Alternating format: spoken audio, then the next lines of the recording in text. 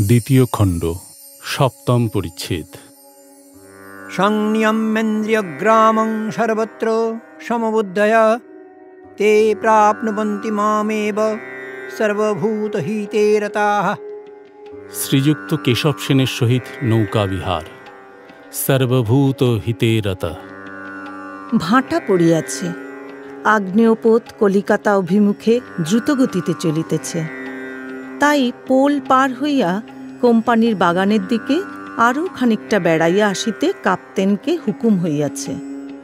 কতদূর পর্যন্ত জাহাজ গিয়াছিল অনেকেরই জ্ঞান নাই। তাহারা মগ্ন হইয়া শ্রীরামকৃষ্ণের কথা শুনিতেছেন। কোন দিক দিয়া সময় যাইতেছে হুঁশ নাই। এইবার মুড়ি নারিকেল খাওয়া হইতেছে। সকলেই কিছু কিছু কোঁচড়ে লইলেন ও খাইতেছেন। আনন্দের হাট। কেশব মুড়ির আয়োজন করে এনেছেন। এই অবসরে ঠাকুর দেখিলেন বিজয় ও কেশব দুইজনেই সংকুচিতভাবে বসিয়া আছেন। তখন ঠাকুর যেন দুইজন অবোধ ছেলেকে ভাব করিয়ে দিবেন। সর্বভূত হিতে রত। শ্রীরামকৃষ্ণ কেশবের প্রতি, ওগো, এই বিজয় এসেছেন। তোমাদের ঝগড়া বিবাদ যেমন শিব ও রামের যুদ্ধ। রামের গুরু শিব। যুদ্ধও হলো, দুজনে ভাবও হলো, কিন্তু শিবের ভূতপ্রেতগুলো আর রামের বানরগুলো, ওদের ঝগড়া কিচিমিচি আর মেটে না। আপনার লোক তা এরূপ হয়ে থাকে। লবকুশ যে রামের সঙ্গে যুদ্ধ করেছিলেন।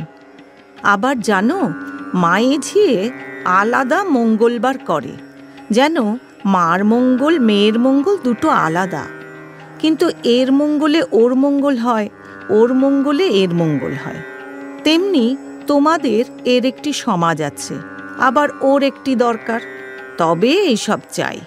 যদি বলো ভগবান নিজে লীলা করেছেন, সেখানে জটিলে কুটিলের কি দরকার? জটিলে কুটিলে না থাকলে লীলা পোষ্টাই হয় না। জটিলে কুটিলে না থাকলে রগড় হয় না।